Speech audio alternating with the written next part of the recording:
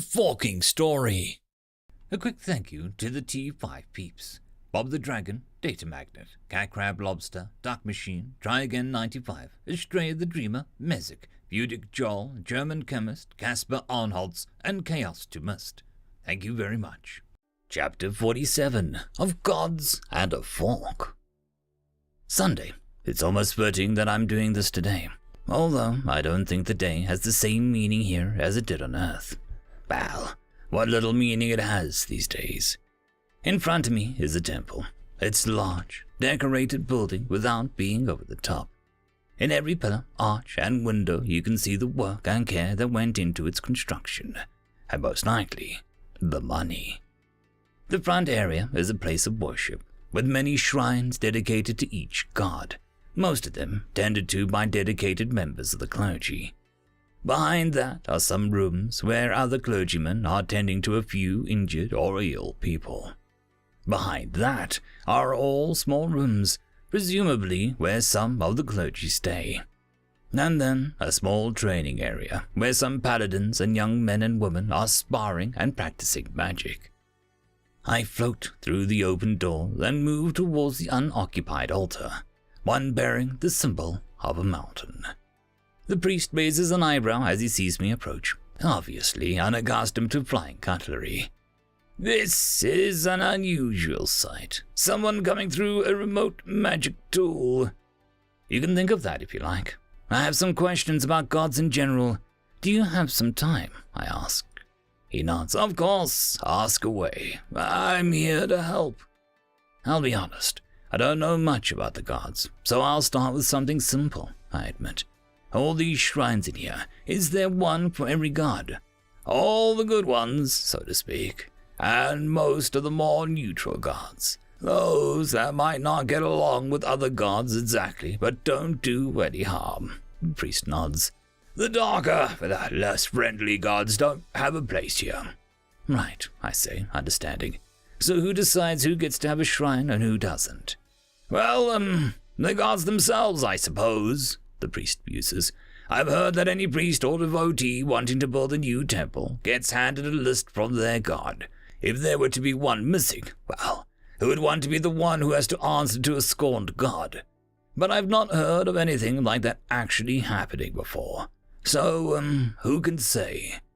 What sort of idiot would want to piss off a god? I asked rhetorically. Anyway, someone told me that the stars each represent a god. Is that all of them, or sort of the same situation? Much the same, he says. But of course, those are built by gods themselves instead of us. The sun and moon? I continue the line of questions. The priest strokes his chin. I don't know if any god in particular created those. I've heard amongst other priests, although I can't say for sure whether it's said literally or symbolically, that the sun is a meeting place of the gods. I take a moment to take in what he told me and think about what I should ask next.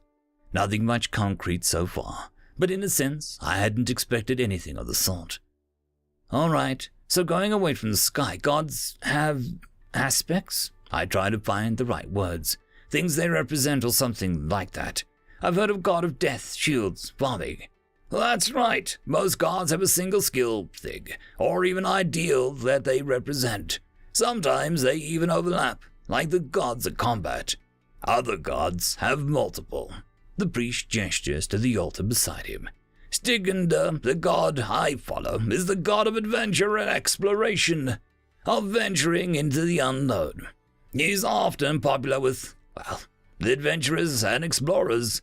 And, are gods with more aspects more powerful, I ask. His smile turns awkward. Well, who could say which gods are more or less powerful other than they themselves? It's not as if anyone has ever seen two gods fighting. You don't know anything at all, I say, with some disappointment. He scratches his cheek in embarrassment. Well, it's not something that's considered in good form to ask about. But if you must know, then very well. When people talk about powerful gods, they are usually referring to one of the older gods, with one of the widest domains. For example, the priest points across the room to another altar. Do you see that altar, the one with the symbol of a dagger? That is the altar of the god of death. People often pray to him at funerals, the anniversary of loved ones' deaths, after wars, sometimes even just when one's livestock is sickly, which, put together, is very often. Hermenegild is probably one of the oldest and most powerful gods. Older gods? What do you mean by older? I asked, confused. I don't know. It's just how the gods refer to other gods sometimes, he shrugs. Maybe they just came into being earlier than the other gods. Death is a fact of life after all, always has been, more so than the domains of many other gods. Before magic, before war, before exploration and fishing and farming, there was life, and there was death. I ask some more questions, but while the priest provides quite a bit of information about their god's ideals and personality, as to the specifics of the whats, wheres, whys, and hows of the gods, he's almost as clueless as me. I think that's about all the questions I have, I conclude finally. Thanks for standing around and answering all my questions. I think it's helped me understand the gods better. You're welcome. I hope you come again. Though I would appreciate it if next time your questions were a bit simpler, the priest admits. My apologies, sir, but sometimes questions burn within me, and you were the few that could answer them. I leave that reply unsaid, and head over to the altar of the god of death that he'd referred to earlier. This'll be a long shot, to say the least, but at least the question of whether there will be any reply will stop lingering in my head. Do you mind telling your god, the fork asks why? I asked the priest in front of the altar. He sighs. All right, but I should let you know that he hardly replies to anyone, let alone the millionth person wanting to know why a loved one has passed. He closes his eyes, and a good minute passes in silence. Nothing, he shrugs finally. No worries, sir. Thanks for trying. With everything I wanted to do done, I leave the temple and return to the academy. I create a small flame and snuff it out. Create it again and snuff it out again. Create, destroy, on, off. The more I'm doing it out of habit while I'm thinking than any particular reason. Forming magic formations has almost become second nature at this point. Things are going well, I think. I'm getting closer to getting the Ariest language to expert. My last base elemental language. Development of the next version of my eye is progressing gradually, and my understanding of several schools of magic increases by the day. And yet... Mana control, expert, high uncommon, passive, 99.47%. Your practice with magic has led to a great familiarity with handling mana. Maximum quantity of mana able to be controlled reliably, 100 mana. Minimum quantity of mana able to be controlled reliably, 0.2 mana. Mana control is stagnating. It's increasing, but incredibly slowly. I know master proficiency exists, and even that there's something beyond that. But at this rate, I'll practically take decades or more. In my expert mana control class, I recently learned Mana Sense and had hoped that it might be that push I needed. Mana Sense Advanced, low uncommon passive, 13.32%. You have gained familiarity with sensing the presence and flow of mana in the world around you. Accuracy decreasing significantly with distance. No dice. It's certainly something different, a more instinctive than literal perception of mana. But it hasn't changed anything. I'm missing something. I know it. I can feel it. I just don't know what. My mind turns in circles, going over everything I ever seen or heard about magic and mana, from magic missile to portals. I considered the latter for a while, intrigued about the meaning or method behind the twisting door in space, but failed to learn or perceive anything new from them. I sigh internally. I feel like hitting my head against the wall right now, but I don't think that it would do much to either me or the wall. Staring dumbly at the fire, I let my thoughts wander. I don't feel like doing anything in particular right now. The flames swirl, flicker, and bob, sway, and waver, my mana trickling slowly away. It dances in the heat as I look at it, through it, without seeing it, not paying much attention at all. This is the most ordinary of magic flames. Oh, I'm an idiot. I mutter in realization as I refocus my vision on the fire, simultaneously scanning through some of my memories. Mana Control Expert has evolved into Mana Control Master due to 100% efficiency. Mana Control Master, but rare, passive. Your practice with magic has led to an incredible familiarity with handling mana. Maximum quantity of mana able to be controlled reliably, 500 mana. Minimum quantity of mana able to be controlled reliably, 0.05 mana. You are capable of controlling ambient mana within Wiz times 0.01 meters. Although a bolt of triumph shoots through me as the message, I am more disappointed in myself that it took this long. I have an excellent understanding and control of mana, yes, but only in a vacuum, so to speak. Ironically, the reason it took me so long was that I focused too much on mana itself. I know how mana congregates and splits apart, how it flows in the air, which materials it flows through with difficulty or ease, but I hadn't spared a single thought before now as to how it might be impacted by other forms of energy. Does the mana conductivity of the material increase if heated? Does it decrease? What about if electricity is flowing through the material? What about if radiation is present? Sound waves, ki, psi, how do they all interact? As if a dam of possibilities has broken upon me. Whereas before I had no clue how to further my understanding of mana, now it feels as if there is too much. So many possibilities and questions to explore that my mind is overwhelmed. I laugh aloud, possibly traumatizing my roommates from the shock. Excitement and glee floods my mind as I consider where to go next. It really is true what they say. The more you know you don't know. Understanding how mana interacts with different forms of energy will also deepen my understanding of those energies simultaneously. And rather conveniently, I'm uniquely capable of performing such experiments, possessing the ability to utilize mana, psi, and ki by myself. I can use fire magic, and there are resources available for me to learn ice and lightning magic as well. I don't doubt that there are some forms of energy I can't control, divine energy for one, or even know about. But for now, I have plenty to consider. I won't need to wonder how to improve in mana control for quite a while, I think. Mana control is the cornerstone of all magic, so this improvement, it's not insignificant. I'll be able to form and activate formations faster and control them better with less effort. And this new ability as well. Before, I would attract nearby mana passively, even actively through meditation. But now, I can directly control ambient mana within half a meter of my body. Can I interfere with other spellcasters in this area? Form spells with ambient mana, perhaps? I'll have to see. Knowledge enough to explore for lifetimes. Can anyone truly discover it all? Are you not going to say something? High Alphadia asks. Having been immersed in watching the sunset, the question causes me some confusion. Is there something to be said? Usually, by now, you would have asked me a favor or tried to buy me with gifts, she said, sighing. Or sweet-talk me, or, well, something. Your life sure sounds like fun, I mused sarcastically. I hope you have some friends and family you can trust to speak to about these things, or that's a disaster waiting to happen.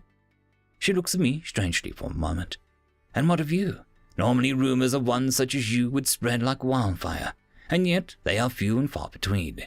Do you speak to no one for yourself? There's a moment of silence, and I sigh.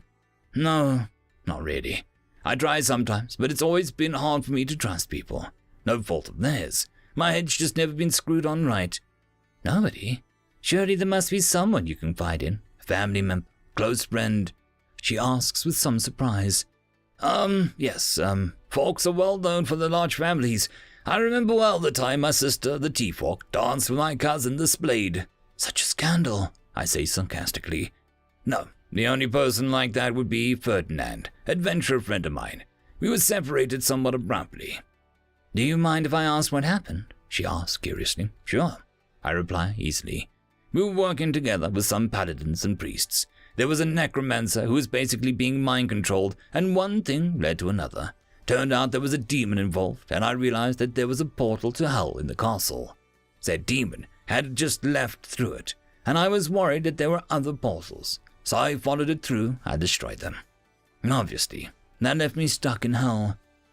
Hell? That is to say, the fabled land of hellfire, demons, and death. Then, how did you escape that place? She asked, surprised. Luck, pretty much. Didn't know anything about hell going into it, other than there were demons there, and it's a bad place. Once I was there, I had no clue how to get out. Thinking back, I really should have just killed the demon that created the portals, then destroyed the last one from the outside of hell. I sigh. I wandered around for a little while, stuck near the demon city for a bit, hoping to hear a way to leave. Nothing. Then, well, do you know about Drea? Drea? Vadia muses. The space magic teacher that is in and out of the academy sometimes. That's the one. When he's not here, he travels to different worlds, I explain. He had the misfortune of being in hell at the time, too. Guess he didn't have anything to eat with, so he tried to summon a fork. Everything from there was pretty straightforward. Her eyebrows furrowed. Of all things, and all places, what are the chances of such a thing occurring? What are the chances that you were born as a royal instead of one of the quadrillions of insects that crawl on or under the earth? I reply simply. Stuff like that happens sometimes. You can only thank your lucky stars when it works in your favor. Looking out over the moonlit ocean atop the lonely mountaintop, Vadia speaks a name. Savoy. Tilting her head upwards to look at the sky, she watches as a dot quickly grows in size to form a man landing softly nearby with a gentle gust of wind. With a deep bow, he asks, Lady Vadia, is there anything that you needed? Nodding slightly, she replies, Is it possible to confirm if there's any truth to anything that he's said? His Grace, your father, already ordered us to investigate him, actually. Savoy inclines his head, causing Vadia to let out a small sigh. We couldn't find out much about him, unusually, and before his enrollment at the academy, nothing at all. We were actually able to confirm that when he enrolled, he was accompanied by the master, a space mage, Drea. It is impossible for us to confirm if he came from hell before that, but I think it is possible, even likely, that he came from another world. Vadia nods thoughtfully. That does lend some credence to his words, at least. Thank you for your good work as always, Savoy. Savoy bows. A pleasure, Lady Vadia. In addition, a thought, if I may. At Vadia's nod, he continues, With His Grace's permission, we could include the Truthseer amongst the ground team. While I doubt that His Grace would be eager to spare one to join my team permanently, short-term assignment ought to be no problem. Vadia nods slowly. Yes, that sounds like an excellent idea. You have my permission to contact Father about this. Bowing once again, Savoy launches into the air. It would be nice to know that someone isn't lying to get close to me. For once, Vadia mutters, looking gloomily at the moon. Ah! It's finished my masterpiece, I exclaim. No, you're finally done with the eye tool thingamajig. One of the roommates come over. What? Of course not, I reply in the negative. But you just said I was being theatrical. Moment ruined now. Many thanks, I huff. He scratches his head. I'm kidding. Relax. Anyway, yeah, I've finished the design of my second prototype for my artificial eye magic tool. Theoretically, it should work, I say happily. He walks over and looks at the blueprints for a moment before shaking his head. So, what's the difference between this one and the first one? You said something about waves of light, but I don't get it at all. Well, if I had to explain it simply, this isn't exactly correct. But compared to the previous eye I made, the one I'm currently using, this new one will have a toggle on it, as well as normal vision. I'll be able to switch on heat vision, I explain with relish.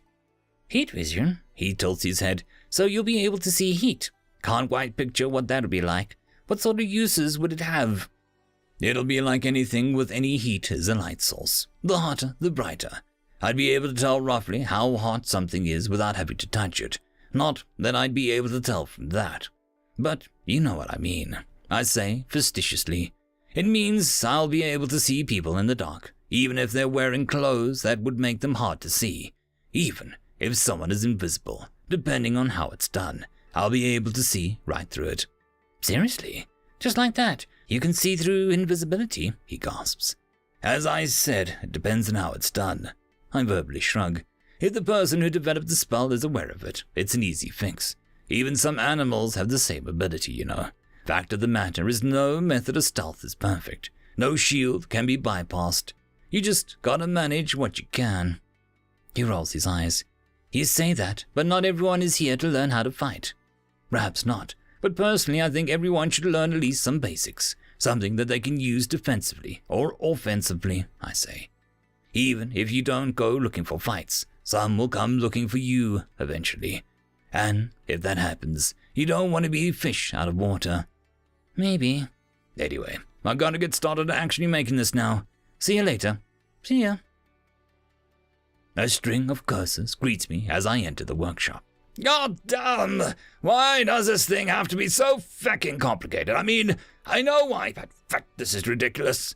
The guy bangs his fist on the bench in frustration. You're right there, mate, I can't help but say, noting that he's the only person in the workshop for a moment. Clearly, not expecting anyone to be here, he jumps in shock. Yeah, fine. Just harder than I was expecting, you know. Really need to figure this thing out soon. Want me to take a look? I offer. A second pair of eyes could offer a new perspective. No, that's fine, he stammers, flustered. He seems to think for a moment and says, need to get it done on my own. If the professor thinks I cheated, I'd be a whole lot of trouble, right? Right, I agree, somewhat perplexed. Miss Shite, put the stuff down on the bench, thanks. I start working on the magic eye Mark II, but I can't help but pay a bit of attention to the frustrated artificer behind me. The guy is weirding me out a bit.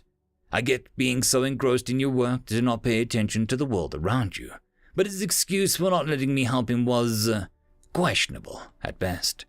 Sure, you don't want to get caught cheating, but there's no harm in getting a second opinion or a bit of advice. Still, I can't afford to spare much attention to the guy. I want to make sure that I don't make any mistakes here. To say that I'm a bit excited for this work would probably be an understatement. In fact, so long as this works, it means that I'll be able to try and sell the one I'm currently using and start getting a welcome bit of income. Money makes the world go round. Well, perhaps not literally, but it is important. End of chapter. And that, my friends, concludes this video.